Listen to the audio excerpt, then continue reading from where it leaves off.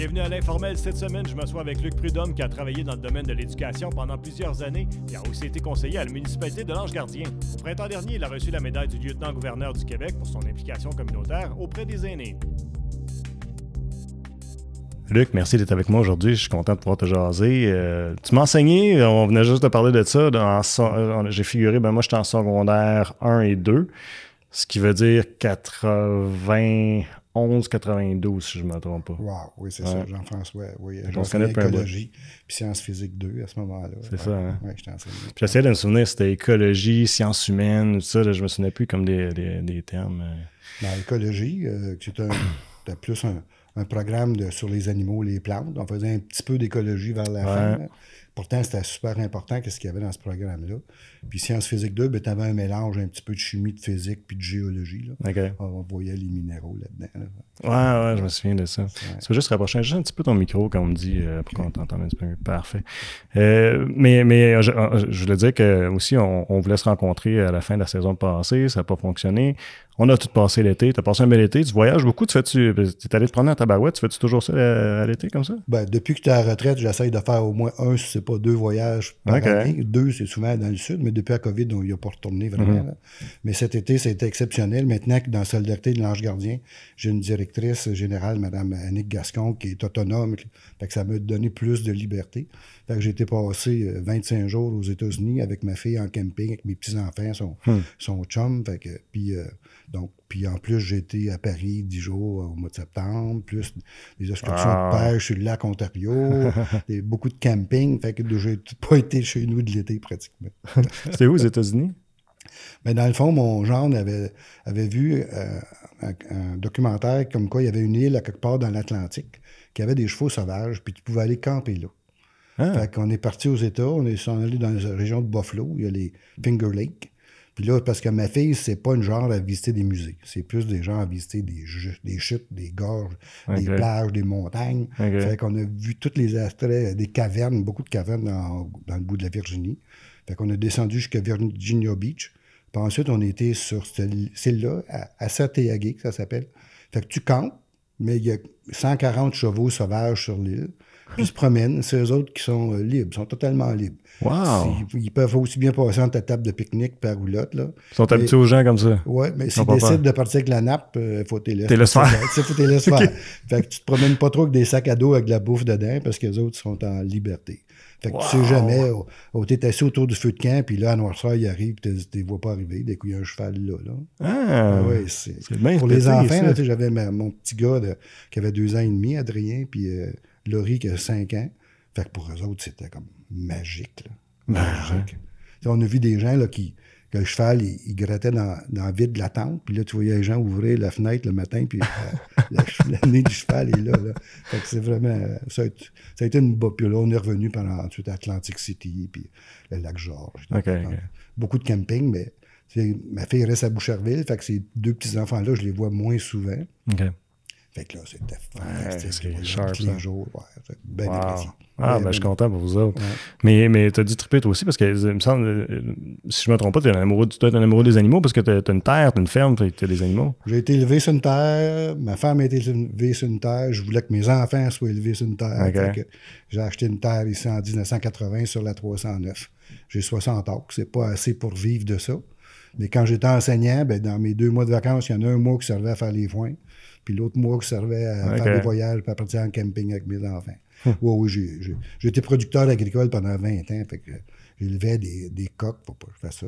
J'élevais des coqs, des dindes, du bœuf, évidemment, des porcs, tout. Là, maintenant, il me reste j'ai loué une partie de ma terre, il me reste quelques vaches pour avoir ma viande et la viande de mes enfants. Puis des chevaux. À un moment donné, tous mes enfants avaient un cheval, puis moi et ma femme, on en avait un, puis on en avait un autre pour le traîneau. Fait que j'aime ça, les chevaux, mais je peux pas dire que moi, je suis bon dans l'élevage. Je suis pas un bon cowboy. Mes enfants sont bien meilleurs cowboys que moi. Mais pourquoi, c'était quoi que tu recherchais à transmettre aux enfants à ce moment de vivre sur une terre? C'est parce que tu deviens autonome et responsable très jeune. Que tu t'occupes de nourrir les lapins, c'est pas le genre d'affaire qui te dit « ça me tente pas, je les nourris pas ». C'est sacré. Donc, ils apprennent à développer. Puis évidemment, ils te voient toujours travailler à faire de la mécanique sur le tracteur ou à faire de la menuiserie dans la grange ou dans la maison, parce que j'ai doublé aussi ma maison à ce moment-là. Fait qu'ils apprennent différentes techniques, puis je trouve que ça fait des gens débrouillards, peu importe le domaine dans lequel ils travaillent plus tard, ça fait des gens qui sont débrouillards. Puis qui comprennent le sens de la vie, parce qu'avec les animaux, t'as beau aimer les animaux, à un moment donné, eux autres aussi, ils vieillissent, puis ils partent. Fait que il y a certaines choses que tu vis pas en ville, à moins d'avoir des animaux domestiques. Là, mais c'est ça. Fait que je voulais ça. Puis, je pense que je les ai bien formés. Ça doit être toute une polyvalence aussi que tu développes, parce que sur le coup, j'ai pas pensé, mais comme tu dis, si tu vas dans la mécanique, puis après ça, puis l'élevage, c'est comme deux domaines complètement différents. Puis alors que on a souvent tendance un peu à se spécialiser pour un métier spécifique, tandis que là, c'est... Ben, c'est parce que dans les machineries agricoles, ça finit toujours par briser. Fait que si tu n'apprends pas, comme moi, j'ai suivi un cours de soudure aussi avant même, les premières années que je suis arrivé ici, avant même d'enseigner ici à Buckingham.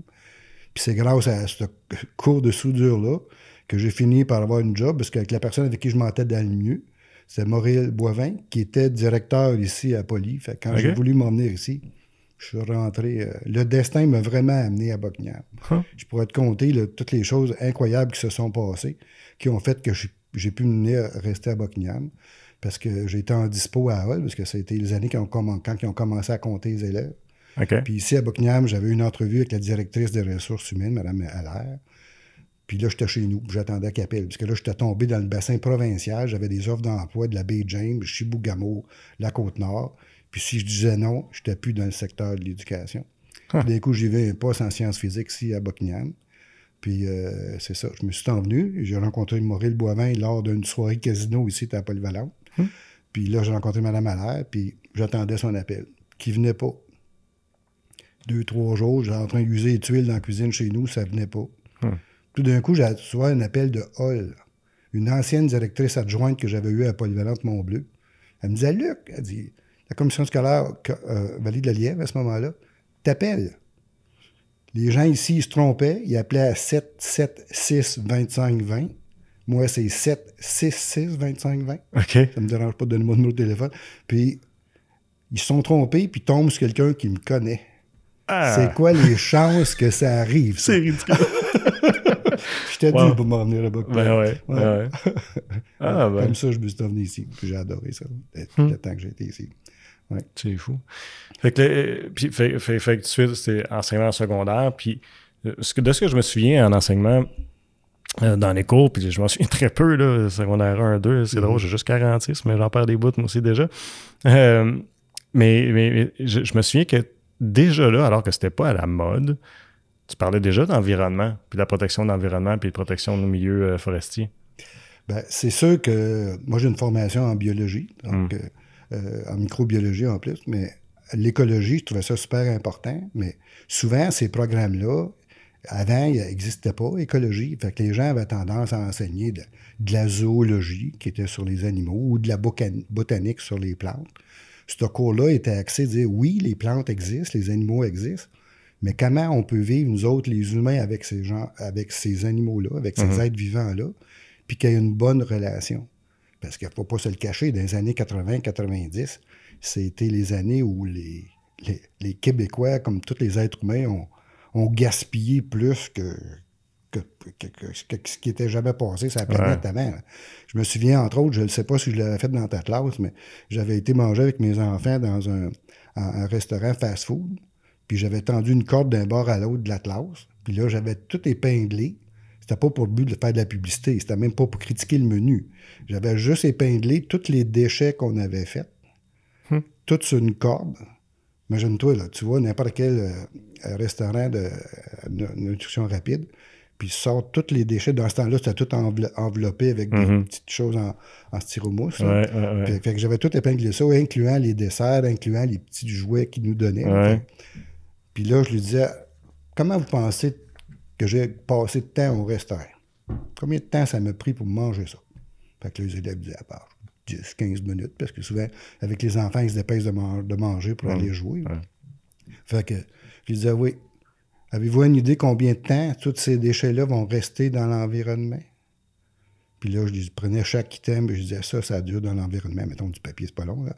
Mais le styromousse, 200 à 250 ans. Je dis, pour avoir mangé pendant 10 minutes à 15 minutes, on a fait des déchets pour plus que 200 ans. Fait que, imaginez-vous, ça, c'est nous autres. Là. Imaginez-vous à grandeur de la planète comment ça fait de déchets. Ça n'a juste pas de bon sens. C'est un exemple d'écologie. Mais c'est comme, quand ça a commencé à devenir plus médiatisé, plus à la mode, tout ça, t'as dit, je sais pas moi en classe, dire, je sais pas si t'as dit ça, mais j'avais eu tendance à dire, regarde, ça fait longtemps que je vous en parle, regardez, mais pas de cette façon-là, mais tu sais, tu comprends ce que je veux dire? Le feeling que tu as dû avoir. On parlait, entre autres, des aliments. Parce que dans ce temps-là, puis c'est encore exact, à recevoir de la laitue qui venait de Californie, on essayait de faire calculer aux élèves comment ça coûte partir de la laitue pour l'amener ici. Ça n'a juste pas de bon sens. La production, puis le transport, puis là, bien, évidemment, c'était pas grave dans ce temps-là. Mais là, on voit bien que c'est important de se nourrir ici, là, de ne plus dépendre des chaînes alimentaires. Puis quand il y a des chaînes alimentaires, ça coûte tellement en gaz carbonique, puis ce que tu veux, ça n'a juste pas de bon sens. Oui, c'est sûr que je l'ai dit à plusieurs reprises. Je vous l'avais dit, j'ai déjà fait ça. Ça s'en viendrait. Dans le fond, je pensais, parce que tu me dis que tu vivais sur une terre jeune aussi. Oui. Fait que tu sais, à cette époque-là, hein, c'était l'époque beaucoup plus que tu allais chercher, tu avais beaucoup plus de marché local, ben, en tout cas, je peux imaginer. Parce que là, on était pratiquement autonome sur tout. Ben, vous autres autonomes, mais je veux dire, mettons, en ville, tu sais, c'était encore, parce que même, je me souviens des dépanneurs, parce qu'on allait acheter en vrac encore. Là, on allait acheter de la farine en vrac, là, puis j'étais jeune, j'avais 5 ans, on parle des années, je sais pas, 82, 83, mettons. Il y avait des magasins généraux encore dans Il y a encore des magasins généraux, c'est ça. Fait que c'était encore beaucoup plus local. Fait que l'industrialisation, tu as dû tout voir l'impact rentrer là, un après l'autre. Puis ça a dû être frappant pour quelqu'un qui était sur une terre, puis qui est habitué justement de s'autosuffire, ou à peu près. Là. Oui. Ben, c'est certain que là, on voit vraiment l'évolution. On voit aussi le réchauffement de la planète qui est dû en grosse partie à tout le transport d'aliments qu'il y a eu et qu'il y a encore. Mais là, on sent que les gens commencent à devoir, au Québec, entre autres, on veut devenir un peu plus autonome dans notre production alimentaire. Je trouve ça bien, bien important. Je trouve ça intéressant aussi. Mais il a fallu descendre bas pour convaincre les gens qu'il y avait vraiment un problème. Mais puis la raison, toi, c'était quoi parce que est-ce que ça faisait vraiment partie du programme à l'époque ou c'était ta motivation personnelle d'enseigner à travers, tu sais, de faire le programme puis en parallèle, ben, plugger l'environnement, tu sais? Ça faisait partie du programme, mais mettons, je te dis, il y a un livre de 8 chapitres, c'était peut-être le 8e chapitre. Okay. Puis souvent, les profs qui étaient habitués à enseigner zoologie ou botanique ne se rendaient pas nécessairement là. Moi, je tenais à me rendre à cet aspect-là. Je ne l'ai pas fait nécessairement dans mes premières années, mais à un moment donné, j'ai eu l'importance, puis je me suis rendu jusque-là. Puis, j'étais passionné des sciences, pas juste de l'écologie. J'étais passionné des sciences, fait que je voulais transmettre cette passion-là aux jeunes. C'est d'ailleurs pour ça que j'ai parti à un moment donné la voie scientifique. Je ne sais pas si toi tu t'en souviens, ça s'appelait le PCQI, Programme d'intégration des sciences et de l'informatique, en collaboration avec l'université puis l'industrie. Ça allait long, mais c'est parce que les jeunes allaient faire des stages en industrie d'une journée ou des fois deux. Les profs étaient suivis par des profs d'université pour être certains qu'on parle d'apprentissage. Parce qu'il y a des livres qui ont été écrits. Est-ce qu'on apprend d'un prof qu'on n'aime pas? Est-ce qu'on apprend plus d'un prof qu'on aime? C'est quoi apprendre? Parce que le prof, il peut te donner une quantité de matière, mais s'il te reste pratiquement rien, il faut vraiment être capable d'y montrer à aller chercher l'information. C'était ça, le développement des compétences. Moi, j'ai été travailler pour le ministère 3 ans pour la réforme. Ah oui? Puis la réforme de l'enseignement, la réforme de l'apprentissage, c'était ça. C'est-tu du par cœur qui est important? Ou si tu développes tu montres des techniques aux jeunes pour qu'ils soient capables, même après qu'ils aient fini l'école, d'aller chercher l'information. Pour pas que tu oublies que dans ce temps-là, il n'y avait pas d'Internet. Moi, je me souviens, les premiers jeunes que j'ai amenés à l'Expo Science, je passais mes périodes libres à essayer de trouver à la bibliothèque puis dans les livres de référence des profs de l'information. Le premier jeune qui a voulu faire une recherche sur les lasers, dans toute l'école Hormidas-Gamelin, j'ai trouvé un paragraphe de 10 lignes sur les lasers. Il n'y avait rien d'autre. À cette heure, c'est une pinotte, là, tu vas taper laser sur Internet, tu vas avoir toute l'information. Mais dans ce temps-là, tu n'avais pas toute cette information-là. Fait que ça a été en PCQI, qui était une voie scientifique, je voulais amener les jeunes à aimer les sciences. Il faut dire que dans ce temps-là, il y avait une grosse pénurie aussi en sciences. Puis on voit maintenant, avec ce qui s'est passé avec la COVID, comment les scientifiques peuvent être importants. Oui, c'est sûr que tous les métiers sont importants. Moi, je suis content d'avoir participé à ce que tous les jeunes à qui j'ai enseigné, leur avoir donné des connaissances générales, parce que ça sert tout le temps, que ce soit en journaliste ou que ce soit en n'importe quoi. Les connaissances générales, c'est important. Mais moi, je voulais en avoir quelques-uns au moins qui s'en aient en sciences. Puis, je venais à bout parce qu'on a des gens qui m'ont envoyé quand ils ont fait le doctorat en chimie organique. Ils me remerciaient à la fin quand ils présentaient leur thèse. Ah, ouais. Oui. Ah, ça Robert spécial, Tran, Sophie Lassalle, entre autres, c'est Sophie, deux jeunes qui ont été loin en chimie. Puis, je trouvais ça bien le fun. Fait que, faut pas qu'il y ait juste des scientifiques loin de là. Je suis pas en train de dire ça. Non, mais je mais moi, ma passion, c'était ça. Fait que j'essayais d'amener des jeunes à aimer ça. Puis pour que les autres soient au moins au courant aussi des implications. Parce que là, on se rend compte qu'avec le réchauffement de la planète, les scientifiques sont quand même bien importants. Ça fait des années qu'ils crient que ça va aller mal. Puis là, les gens disent non. Puis encore aujourd'hui. Oui, c'est ça. Fait que, c'est important qu'on en ait un certain nombre qu'on puisse fier dessus. Ouais, puis une autre façon de transmettre ta passion aussi, ça a été l'Expo Science. Oui, l'Expo Science, quand je suis arrivé ici à Rumidas-Gamelin, il n'y avait pas vraiment il y avait eu le frère Rumidas-Gamelin qui faisait beaucoup d'activités scientifiques avec mon super ami Marky Joyce, qui était le technicien laboratoire. Je me souviens de Marky. Jusqu'à temps que tu dises son nom, là, je pense que j'ai jamais repensé à lui depuis le secondaire. Regarde, pour moi... Son visage vient de me popper dans la tête. Oui, on s'entendait super bien. On a tellement ri, moi et lui. Fait on a appris... faut dire que j'ai été nommé aussi chef de groupe en sciences quand le cours de sciences physiques 2. On a mis le programme de roches et minéraux. J'étais à peu près le seul dans toute l'Outaouais qui avait déjà enseigné géologie à ma chambre. Donc, j'ai eu le mandat de former les profs aux roches et minéraux. Puis de ça, on a formé, quand il y avait d'autres programmes qui arrivaient, moi et Marquis, on a développé des fois les laboratoires. On a changé même certaines formes de laboratoires pour mettre beaucoup plus d'expérience en place. Sciences physiques 416 ou 436, il y avait beaucoup d'expérimentation. C'était le nouveau programme, puis moi, j'avais été chargé d'implanter ça. Fait que, on a pu, avec ça, justement, amener des jeunes à faire des projets d'expo sciences. Puis là, ça a commencé tout petit, quelques élèves qu'on j'amenais à l'expo sciences régionale. Ensuite, on a fait une expo sciences locale au niveau secondaire. Un peu plus tard, on a fait une expo sciences locale au niveau primaire. Puis ensuite, nos jeunes ont commencé à performer. Donc, là, on avait plus de documentation. Les jeunes ont très bien réussi. On a gagné des expos sciences régionales. On a amené des jeunes aux expos sciences. Puis on a même eu Nadine Lalande, je pense, qui s'est rendue même à la nationale. Fait qu'on a eu des belles performances. Nadine, c'est de mon année, ça. Ah oui? Regarde. Ouais, c'est ça. Fait qu'on a eu Puis on a eu beaucoup de jeunes qui ont participé, puis c'était beau de les voir aller. Parce que dans le fond, ça, c'était vraiment le développement de compétences. C'est pas juste d'apprendre un sujet par cœur, c'est de le développer, puis que les gens qui te posent des questions, d'être capable de trouver les réponses, puis puis il y a moi, les profs. En fait, dans tout ce que j'ai pu réussir, autant en enseignement qu'à l'expo sciences, le Club Eureka aussi. On avait un club Eureka à Rumidas-Gamelin. Pendant 3 ans, c'était le plus gros club scientifique au Québec avec le plus de monde puis le plus d'activités différentes. Ah ouais? Vous faisiez quoi? On avait évidemment des collections de minéraux. On faisait des collections de minéraux. Il y avait des ateliers. Ma femme, elle a donné, entre autres, Denise Dumouchel, qui était une autre technicienne de laboratoire qui est arrivée pour aider à Marquis. Oui, c'est vrai, je sais. Fait qu'elle, elle faisait même du fromage, de la microbiologie. On faisait des fusées, des petites fusées. On faisait de ça. Ouais. Avec expérience de chimie aussi. Là. Fait qu'on a fait différentes activités, là, toujours pour intéresser les jeunes aux sciences. Mais ça, j'ai l'impression que pour toi, c'était évident, le développement des compétences, tout ça, mais souvent, on en a entendu des profs, puis même j'en entends encore des profs de la vieille école, si tu veux dire, qui ont de la misère avec ce concept-là de développement des compétences. Pourquoi c'était si difficile à faire passer ce changement-là? Disons que peut-être que je dirais que dans tous les domaines, que ce soit, peu importe, l'enseignement, c'est peut-être un des domaines qui est le plus difficile à bouger. Si tu regardes en 1880, il y avait un tableau noir puis une craie.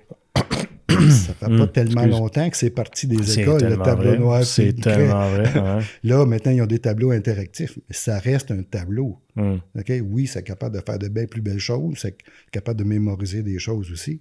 Mais moi, je me dis que le jeune apprend plus quand c'est lui qui est actif. Pas quand c'est le prof qui est au tableau, mais quand c'est le jeune qui est au tableau. Je suis tellement d'accord. Fait que peut-être qu'il y a beaucoup de profs maintenant qui utilisent le tableau interactif, mais c'est le jeune qui est au tableau. Ouais. Je ne sais pas, mais moi, je croyais beaucoup que le jeune, c'est pour ça que je voulais qu'il fasse beaucoup d'expérience, c'est en manipulant que tu apprends. Oui, je sais qu'il y en a qui ont des mémoires à n'en plus finir, puis ça, c'est correct, ça n'enlève rien. Mais si tu commences plus jeune, parce que même les 3 ans que j'ai travaillé pour le ministère, parce que vu que moi, j'ai enseigné techno à Montbleu, j'ai enseigné géologie à ma chambre, j'ai enseigné toutes les matières ici, chimie, physique, écologie, puis j'ai enseigné au cégep la microbiologie. Ben, à un moment donné, quand le ministère a voulu changer de programme, ils ont invité les gens qui voulaient y participer. J'ai demandé à mon directeur s'il pouvait appliquer. M. Gilles Clément, à ce moment-là. Il m'a dit oui.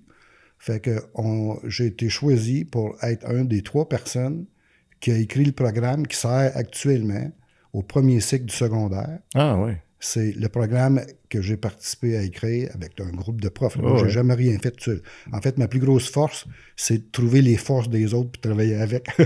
ça l'aide dans tous les domaines. Mais, puis c'est ça, on a moi puis une couple d'autres. Évidemment, puis il y avait des profs qui venaient valider ce qu'on écrivait. On n'est pas des génies. Là. Fait que, c'est ce programme-là qui est utilisé dans toutes les écoles du Québec depuis ces années-là. Ah, c'est spécial, pareil. Ouais. J'imagine que tu as dû t'intéresser au phénomène de ce qu'ils appellent, puis il y en a un qui pousse cet été-là, puis on a essayé dans la région d'en avoir une qui appelle l'école alternative. Où est-ce que tu vas, on prend les élèves, on va justement étudier en nature. Si on veut étudier l'écologie, ben on s'en va marcher dans le bois, puis on s'en va. Je sais qu'on l'a fait au secondaire, on est allé. Je viens juste de me souvenir de ça, à Meillot, là, le parc écologique. La Blanche. La Blanche, ouais, c'est ça. Je me souviens qu'on l'a fait. Mais eux autres, c'est pas mal au quotidien. Tu sais que c'est comme ça. Exact. As-tu la chance de regarder un peu c'est quoi cette forme d'école-là? Ben ça existait avant, puis je trouve ça très intéressant. Je trouve ça bien, bien intéressant. Sauf qu'à cette heure, avec tous les coûts des autobus, c'est de plus en plus difficile à faire. Fait que c'est pour ça qu'il faut que le prof soit capable de partir de situations concrètes pour venir à bout de rentrer les concepts. Il faut encore les montrer, les concepts. C'est pas parce qu'on développe les compétences qu'il ne faut pas oublier le par cœur. Sauf qu'on disait, les notions restent plus longtemps si tu t'en sers tout de suite. Si tu fais juste le répéter, il y a des chances que ça dure moins. Mais si tu le répètes, puis en plus tu t'en sers, là tu parles. Là, ça va rester longtemps. Fait que c'est de trouver, il faut que le prof, puis ça fait 11 ans que j'ai pris ma retraite, j'ai pas regardé dernièrement les nouveaux livres à l'école, mais c'est sûrement des situations maintenant où le prof place les élèves en apprentissage. Fait que c'était ça la réforme. Maintenant, il y a tellement de changé de ministre après Mme Marois que ça a été un petit peu dénaturé. L'origine était vraiment, selon les recherches, vraiment fantastique pour le développement de compétences. Sauf que souvent, quand tu veux changer quelque chose, tu vas un peu trop loin. Puis là, ça a fini un peu dans le milieu. Mais on n'est plus juste dans le par cœur. En tout cas, j'espère qu'on est plus juste dans le par effectivement. Et je trouve qu'il y en a encore beaucoup. Là, parce que mes enfants sont là-dedans. Il y a encore beaucoup de par cœur, je trouve. Ce que je pense qui est correct aussi. Là, je suis ton avis, là, tu sais, que ça en prend un peu. Mais si je mets dans la balance le par cœur puis la mise en place de développement des compétences, je pense que dans la balance, il y a encore plus de par cœur. J'ai bien l'impression. Mais c'est dur à changer, l'enseignement. Parce que le prof, après qu'il rentre dans sa classe, ferme la porte. Il est autonome. Mais y avait-il été question à un moment donné de ne plus avoir de notes? Il me semble qu'il y avait ça. Il y a eu une section, à bout de temps, même au secondaire, qui n'avait plus de notes, qui avait des lettres. Ah ouais? Puis il y en a d'autres qui avaient des symboles. Regarde, là, ça a été un peu trop loin dans le sens. Là. Mais c'est sûr qu'une compétence, c'est dur. Dans le fond, tu es compétent ou tu ne l'es pas. Tu n'es pas vraiment compétent à 60 %. Là. Si un médecin serait compétent à 60 %, tu ne trouverais pas ça drôle. Un médecin, il doit être compétent. Tu ne peux pas vraiment le noter. Il l'est ou il ne l'est pas. À quel moment est-ce que tu as commencé à t'intéresser à la politique? Ben, mon père était conseiller municipal. Ah, tu vois, ça fait à Saint-Pierre-de-Wakefield. Ça fait longtemps. Hein. Ah, c'est drôle. Mon père vient de ce coin-là. T'es sérieux? C'est une belle place. Ouais. C'est tout petit. Oui. Fait qu'il a toujours aimé ça. Puis moi, j'ai toujours aimé m'impliquer. D'ailleurs, la première année, je suis arrivé ici sur ma ferme en 1980. J'ai fait partie tout de suite d'un petit comité de loisirs qu'il y avait au parc pas loin de chez nous, le parc de Glenhammon. Fait que dans ce temps-là, c'était la balle lente qui était bien, bien populaire. Okay. Il y avait tellement de clubs de balle lente qu'il y avait des parties à tous les soirs dans ce petit parc-là. Là. Fait que je m'étais impliqué là-dedans. Puis ça m'a toujours intéressé de m'impliquer au niveau de la population. Fait que, à un moment donné, j'ai eu la chance d'appliquer. M. Jacques Mercier avait appliqué pour devenir maire. Puis moi, j'ai travaillé chez M. Mercier parce que vu que j'étais enseignant, ben, l'été, j'avais un peu plus de temps. Fait que j'allais aider M. Mercier et son beau-père. Fait qu'il y a des étés que j'ai rentré 22 000 petites balles de foin. Ça, c'était pour me tenir en forme pendant l'été. C'est ça pour dire, t'as dit de te tenir en forme à ta barouette. Puis j'en faisais chez nous, puis je jouais à balle aussi. Tellement qu'à un moment donné, je jouais à balle, puis quand la balle s'en vient, puis tu vois des halos autour, là, il te dit, qu'est-ce que c'est? J'avais été voir mon médecin, puis il dit, qu'est-ce que tu fais? Ben, j'étais en vacances. Il dit, qu'est-ce que tu fais en vacances? Fait que là, je comptais tout le foin que je faisais, ma ferme, la clôture, plus le nombre d'équipes de balles que je jouais. Il dit, t'es pas malade, mais il dit, faut que tu prennes 4 repas complets par jour. Parce qu'il dit, tu dépenses trop d'énergie. Qu'est-ce que tu bouffes? C'est bon. C'était comme ça. Puis, quand M. Mercier a voulu appliquer pour... moi, j'ai appliqué comme conseiller. J'ai été élu de 91 à 95. J'ai fait un mandat là, au tout début. Puis avant ça, M. Mercier puis M. Paul Larocque, à ce moment-là, qui était conseiller, il me disait « Oh, Luc, c'est quelques heures par mois, une réunion ou deux, pas plus que ça. » Sauf que nous autres, on a mis des comités en place. On a mis le comité de loisirs, communication, urbanisme, évidemment, c'est obligatoire. Comité sur les pompiers. Fait qu'on a mis plusieurs comités. Puis c'est de là, d'ailleurs, qu'est venue l'entente avec les loisirs, avec Buckingham, puis avec Masson-Angers. Okay. C'est dans ces années-là que ça s'est signé. Puis là, c'est rendu historique, parce que ça date de ces années-là. J'en profite encore. Mais c'est ça. Mais je peux pas dire que c'est moi qui ai fait ça, mais c'est la municipalité qui a signé ça à ce moment-là. Puis, regarde, c'est encore, pour les gens de l'Ange Gardien, c'est fantastique comme entente, là. Puis, on en profite, mais on paye quand même assez cher, mais je pense que ça vaut ça. Ça coûterait plus cher si on avait une aréna, puis l'entretenir, tout le kit. Fait que, mais je sais qu'un jour, on n'aura peut-être pas le choix, mais comme c'est là, c'est une belle entente. Fait que ça, on a fait plusieurs comités. Puis là, ben, j'enseignais, moi, dans ce temps-là. Alors, lorsqu'il y a des réunions qui finissent à minuit et demi du matin, les jeunes, le lendemain, ils s'attendent à ce que tu donnes le même show. Fait que j'étais dit, je m'ai fini mon mandat, mais après ça, je vais arrêter. Puis si à ma retraite, ça me tente encore, ben, je me représenterai. Okay. Fait que c'est ça qui est arrivé. En 2012, j'ai pris ma retraite. En 2013, il y avait des élections, je me suis présenté. Ils m'ont réélu. Fait que là, j'ai été là un autre 8 ans. Fait qu'en tout, j'ai fait 12 ans de politique municipale. Puis ça, à ta retraite, c'était qui était à la mairie à ce moment-là? Le premier mandat, c'était avec M. Robert Goulet. 4 ans avec M. Robert Goulet. Okay.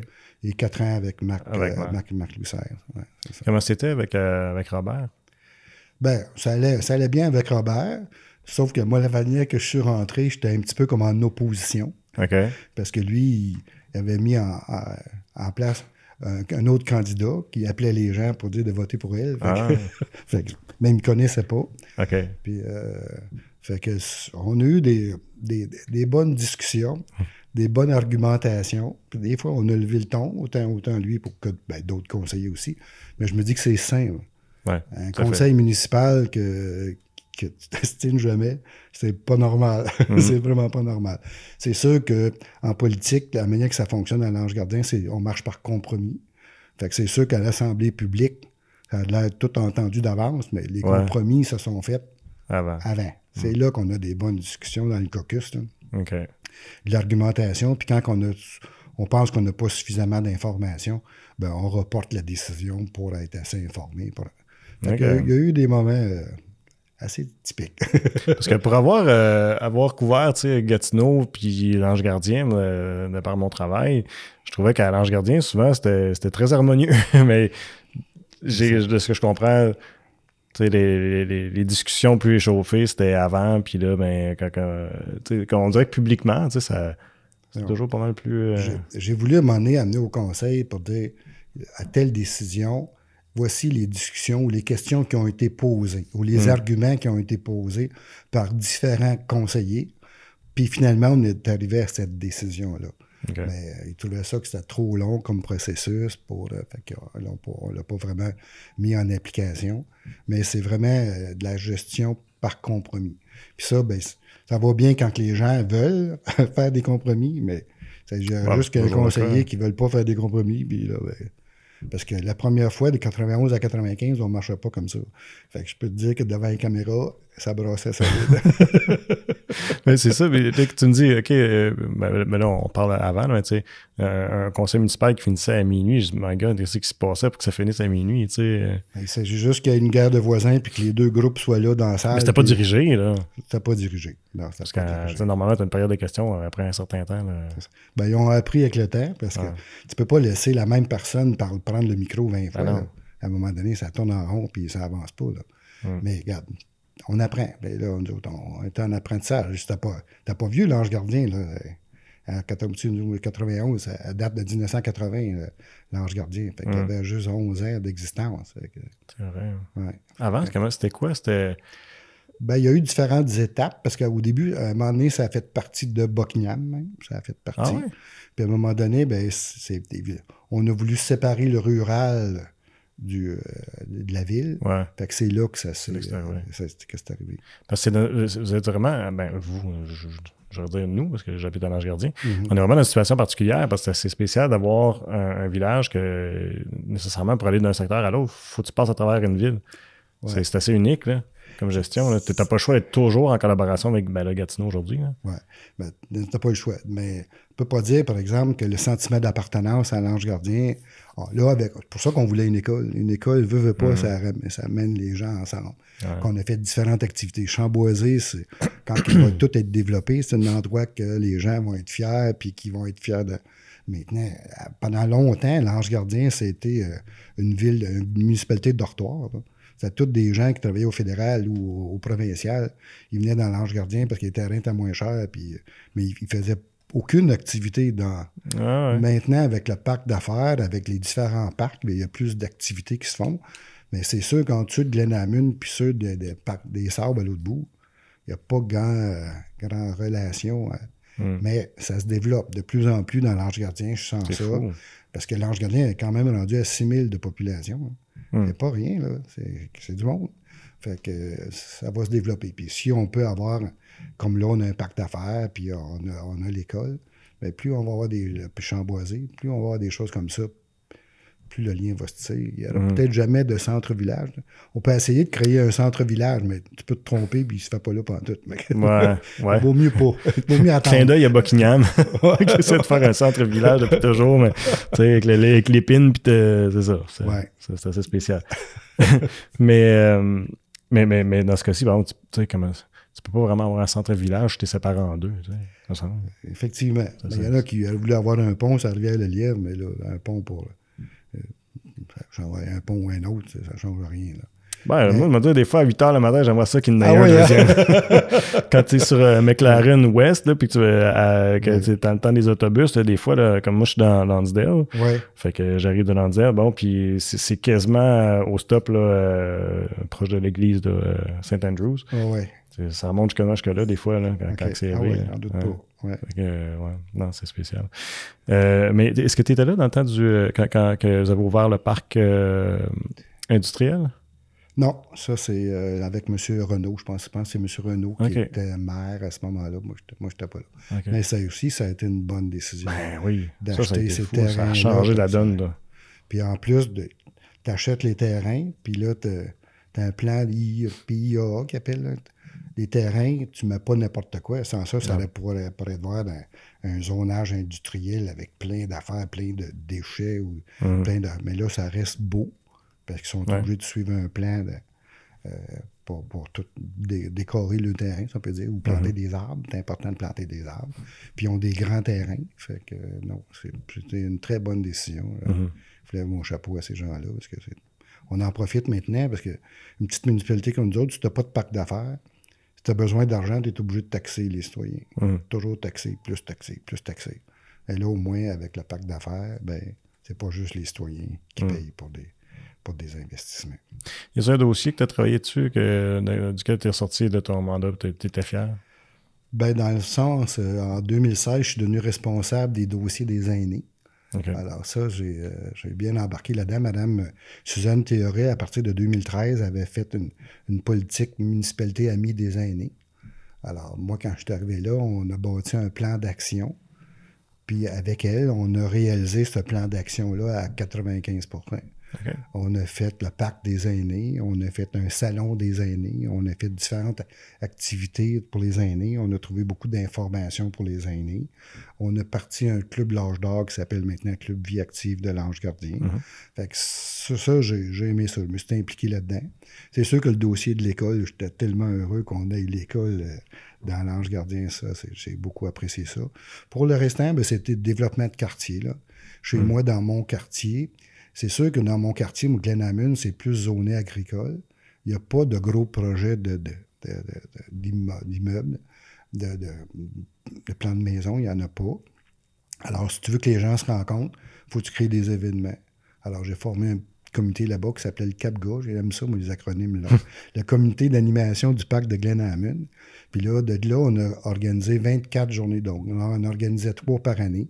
On a été jusqu'à 24 journées d'activité. Puis ça, c'était bien, bien populaire. C'était gratuit. Je lève mon chapeau à tous les commerçants du coin qui nous ont aidés. On fournissait de la bouffe, là, de la soupe. Il y a eu des concours culinaires. Il y avait des jeux du sport, du soccer, du ballon-ballet. J'ai essayé de repartir le ballon-ballet. Il y avait du hockey. Il y a eu des ateliers. Non, il y a eu de tout ça. J'ai beaucoup apprécié ça. J'avais un comité. Quand je te disais tantôt que ma force, c'est de venir à bout de faire travailler les gens ensemble, j'avais un comité de bénévoles extraordinaire. Tu sais, quand un bénévole dit « je vais être là à telle heure », puis il est là, je vais faire ça, puis il l'a fait, regarde. Des bénévoles comme ça, je lui lève mon chapeau, là, mais ils ont aidé justement à cette réalisation-là. Wow. C'est vrai que tu avais une bonne équipe parce que les bénévoles, c'est pas toujours facile pour. C'est des bénévoles. Fait que, tu sais, quand ils sont là, puis quand ils sont pas là, ben, qu'est-ce que tu veux. Puis, mais ils ont été fidèles, on avait un comité, puis ça a super bien été pendant 8 ans, j'ai été là, puis ça a bien été. On aurait pu en faire plus, mais la COVID nous a bloqué un petit peu, là, une bonne année, mais 24 en 8 ans, 3 en moyenne par année. L'école, ça a été difficile à vendre comme projet à Québec parce que c'est le ministère de l'Éducation pour la grandeur de la municipalité puis le nombre de population, puis le fait qu'on a accès aux écoles de Buckingham. Ben, c'est sûr que à Québec, non. À Québec, je pense pas que ça a été difficile, je peux pas dire ça. Okay. À la commission scolaire, oui. Okay. Parce qu'eux autres, ils trouvaient que ça serait été bien moins cher de la bâtir juste en arrière du CLSC, collé sur l'école secondaire Midas-Gamelin. Mais si tu calcules l'école Saint-Michel, l'école Saint-Laurent, l'école Monseigneur Charbonneau, qui est un petit peu l'autre bord, l'école du Boisé, et cette nouvelle école-là, ça aurait fait comme 5 écoles en dedans de quasiment 1,5 km. Fait qu'à un moment donné, pourquoi tu mets tout ça collé quand les jeunes ne viennent pas de là, ils viennent de l'extérieur? L'école qui est maintenant dans l'Ange Gardien, c'est des jeunes de Lochaber puis de l'Ange Gardien qui vont aller là en majorité, je suis certain. Puis vu que l'Ange Gardien se développe, l'autre place où il aurait pu mettre une école primaire, c'est dans le secteur des Sables, le chemin de la Marche, parce que beaucoup de l'eau, il y a au-dessus de 400 lots là, qui peuvent se développer dans ce coin-là. Il aurait pu mettre une autre école dans ce coin-là sans problème. C'est sûr que pour les administrateurs, avoir une école avec des puits, des champs d'épuration, ça lui fait peur pour mourir. Mais maintenant, c'est... peut-être dans les années 90, c'était plus compliqué, mais maintenant, il y en a partout des écoles primaires dans des secteurs où il n'y a pas d'aqueduc, puis il n'y a pas d'égout, puis ça marche, là. Ça fonctionne très bien. Il y en avait, moi, à Saint-Pierre-de-Wakefield, c'est sûr qu'il n'y avait pas d'égout et d'aqueduc là, puis il y avait 2 écoles, regarde. Ça existait avant, donc on doit être capable de le faire encore. C'est comme rien. Mais c'est combien de places, l'école, sais-tu? Je ne le sais pas exactement. Il me semble que c'est 18 Ça a l'air quand même gros, là, je trouvais, là, quand je passais devant, mais je ne me souviens pas combien d'élèves ça peut accueillir. Je ne sais pas le nombre exact. Au printemps ou à l'été, printemps dernier, comment ça a été annoncé pour la médaille? Ça a été une grosse surprise pour moi, parce que dans le fond, oui, à la municipalité, on a organisé beaucoup de choses pour les aînés, mais aussi pour les citoyens en général. Puis ensuite, la dernière année que j'ai été là, ça a duré 2 ans. La municipalité a fait une étude avec l'Université du Québec et avec la Table autonome des aînés des collines sur les aînés. En fait, il y a eu 2 études, une avec Mme Emmanuelle Poirier, qui, elle, rencontrait des aînés pour savoir si les aînés de l'Ange Gardien étaient isolés ou pas. S'il y avait un réseau d'amis ou un réseau de parents ou de réseau qui fait en sorte qu'ils n'étaient pas isolés, qu'ils ne se sentaient pas isolés. Puis dans l'Ange Gardien, on n'a pas trouvé vraiment tant que ça qui étaient isolés. La deuxième étude portait sur qu'est-ce que la municipalité peut faire pour vous aider à rester chez vous le plus longtemps possible.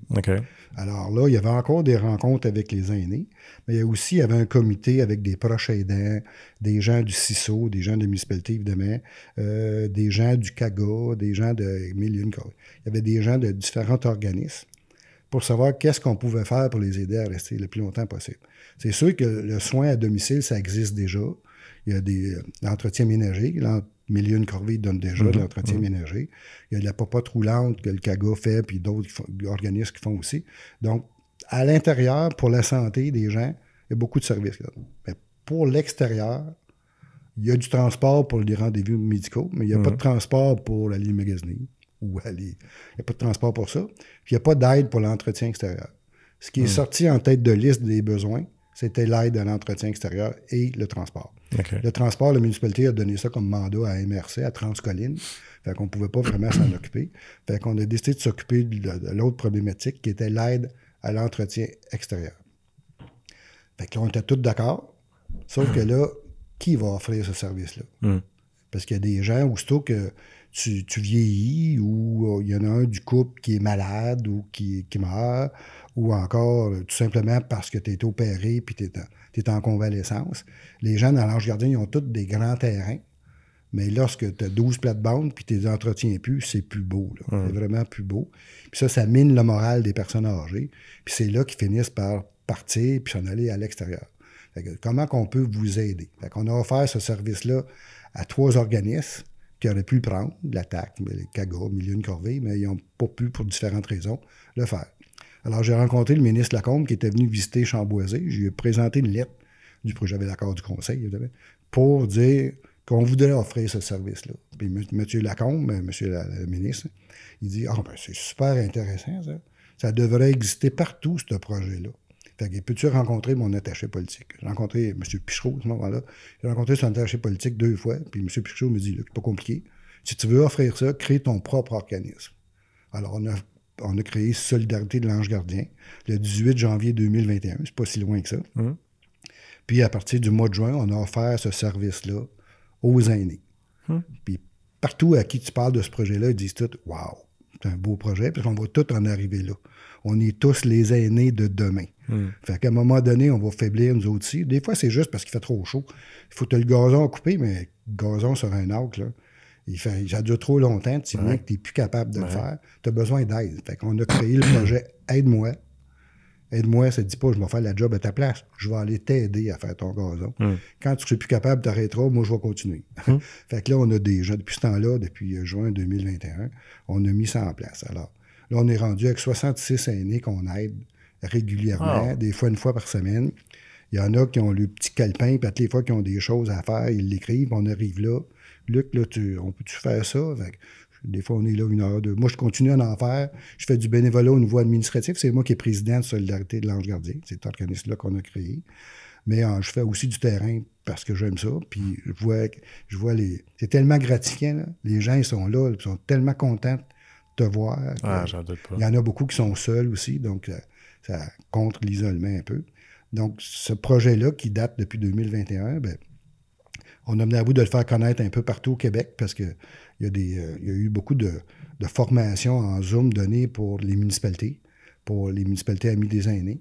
Puis nous autres, Aide-moi, on a présenté des ateliers sur la Côte-Nord, en Abitibi, tout en Zoom. Là. Puis il y a d'autres régions, comme là, la PAC, la Table autonome des aînés des collines, a accepté de prendre ce projet-là puis de le diffuser dans les 5 autres municipalités de la MRC des collines. Fait que ça fait des petits, puis là, on va être de plus en plus... puis on a eu la subvention, on était chanceux, parce que au tout début, c'est beau, mais ça prend quelqu'un qui fait le jumelage, ça prend quelqu'un qui s'occupe des bénévoles, ça prend quelqu'un qui fournit le matériel. Nous autres, on ne veut pas compétitionner l'entreprise privée, parce que c'est vraiment un programme de maintien à domicile. On va aider l'aîné avec ses outils.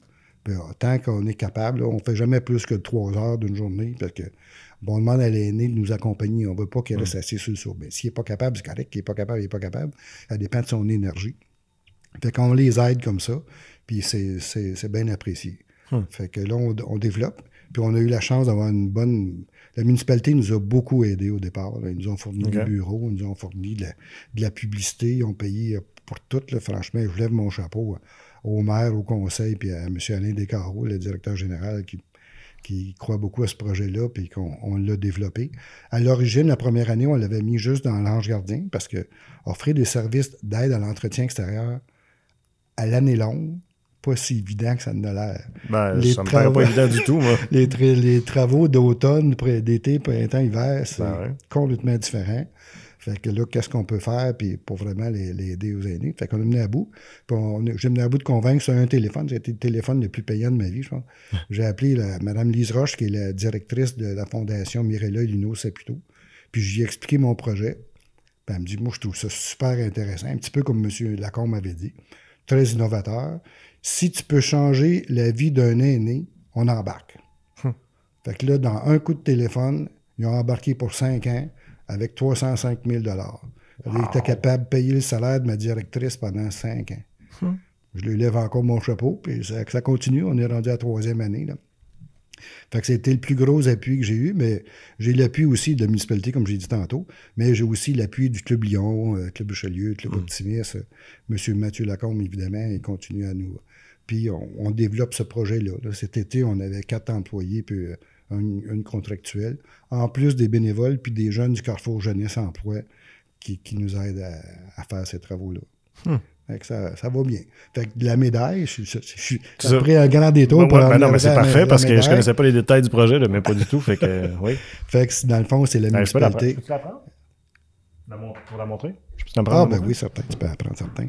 Ben oui, parce que la médaille de lieutenant-gouverneur du Québec, la municipalité peut soumettre des noms sur des bénévoles. On était 3 dans la région de recevoir la médaille pour les aînés. Fait que ça, c'est la médaille d'argent. Les médailles d'or pour ceux qui font des choses extraordinaires, peu importe le domaine. Mais ça, pour moi, c'est une belle petite tape dans le dos. Puis les tapes dans le dos, tu les prends tout le temps. On n'a pas souvent envie de t'en les prendre. Encore, je remercie tous les gens qui m'ont aidé à faire ça. Parce que ce soit le parc des aînés, que ce soit le salon des aînés qu'on avait fait, tout ce qu'on a fait pour les aînés, avec les aînés. Mais c'est tous les gens qui nous ont aidés à partir ça que je veux remercier parce que tu fais pas ça tout seul, un projet comme ça. Là, j'y crois beaucoup, j'ai mis beaucoup d'heures, autant en administration que sur le terrain, mais il n'y a pas juste moi. C'est vraiment du travail d'équipe, puis on continue à le faire. D'ailleurs, pour le projet de solidarité, évidemment, ça continue. Comme c'est là, on a 66. On pourrait en avoir plus que ça, parce que maintenant, la première année, on a fait juste l'Ange Gardien pour qu'on puisse se roder comme il faut. Maintenant, on prend des gens référés par le CISO, les gens des travailleurs sociaux du CLSC, ou encore des travailleurs de milieu du Centre Action Génération des aînés, ou des fois, juste par la bouche-oreille. On peut en prendre plus. Ça dépend du nombre de bénévoles qu'on a. Ouais. Alors, je fais un appel à tous. S'il y a des jeunes retraités qui ont encore plein d'énergie, qui sont prêts à nous donner 3 heures par semaine pour aller des aînés plus vulnérables, plus vieux, plus malades, ben, on vous invite de communiquer. Vous pouvez appeler la municipalité, c'est un numéro qui est connu, mais nous autres, le numéro, c'est le même que la municipalité. 819-986-7470, poste 322. Notre directrice, Mme Annick Gascon, va vous répondre, puis on a besoin d'aide pour être capable d'offrir le service à un plus grand nombre. Okay. Puis à t'entendre, j'ai l'impression que l'organisme vend des voiles, puis vous êtes bien supporté financièrement, fait que ça risque de durer longtemps, c'est le fun. Ben, c'est ça qu'on veut. C'est sûr que la fondation, c'est pour 5 ans. Fait que là, on a des projets pour faire d'autres projets qui vont être... Parce que c'est sûr que Aide-moi, on charge 10 $ de l'heure aux aînés. Pour être capable de donner 5 $ de l'heure aux bénévoles pour qu'ils paient ses frais de déplacement. Parce que quand l'essence a monté à plus que 2 $ le litre l'année passée, tu veux bien être bénévole, mais tu veux pas que ça te coûte quelque chose. C'est sûr. Ouais. Fait que c'est 5 $-là, puis l'autre, c'est pour l'organisme. Puis il y en a qui disent, ouais, mais les aînés, mais 10 $ de l'heure, qu'est-ce que tu as aujourd'hui pour 10 $ de l'heure? Puis ceux qu'on voit qui sont pas capables de le payer, ben, on ne le charge pas. Mais notre but, c'est pas de les exploiter. Il y en a qui disent, on devrait monter ça à 20. Écoute. Non. Une entreprise privée peut charger 30$ à l'heure pour faire le genre de travaux qu'on fait. Nous autres, on veut pas ça. On veut l'aider, mais on veut être capable de compenser parce que, oui, notre directrice ou notre coordonnatrice va rencontrer les aînés, donc c'est pour payer les frais de déplacement. Fait que 5$ pour le bénévole, les frais de déplacement, puis 5$ de l'heure pour l'organisme pour payer nos frais de déplacement aussi. C'est une façon qu'on a trouvée pour maintenir un équilibre et d'offrir le service. D'ailleurs, il y a beaucoup des aînés qui se disent, ben c'est pas assez cher ce que vous faites là. Fait qu'ils nous en donnent plus. Ben, d'autres, on dit, OK, on va le prendre. On va le prendre parce que souvent, les gens, on a mis des critères, puis il y en a qui ont dit, ouais, mais si tu ne charges rien, il y en a qui vont exagérer. Mais dans le fond, les aînés, souvent, sont pris un peu, parce que oui, il y en a qui sont âgés. C'est sûr qu'on a mis des priorités pour ceux qui sont les plus vulnérables, plus âgés, plus malades, soit en convalescence, ou des fois, c'est des urgences. Tu sais, une personne aînée qui est seule chez eux, qui a 85 ans, puis la municipalité envoie le camion pour vider la fosse septique, puis ils disent « Dégagez votre fosse septique ». Eh ben oui, ben oui. Mais tu sais, fait que j'ai été à plusieurs endroits, puis on a des bénévoles qui l'ont fait aussi. Des fois, c'est pas compliqué. Il y a des fois, il y a 3-4 pouces de terre dessus, mais il faut toujours bien que tu le fasses. Fait que là, c'est toutes sortes de travaux. Là. Des travaux, des mini-travaux de peinture, beaucoup de gazon, beaucoup de plates-bandes à nettoyer. Au printemps, avec le verglas, on a eu aussi beaucoup de ramassage de branches. Ceux qui étaient dans le domaine, il y avait beaucoup de pain, il y avait des branches partout. Fait que les aînés, c'est le genre de travail qui ne sont pas capables de faire ça. On ne fait pas de l'émondage. Nous, on coupe pas d'arbres, mais les branches qui sont à terre, on peut les couper en plus petits pour être capable de les transporter. Fait que les ouvrages que les bénévoles font, c'est très, très diversifié. Là.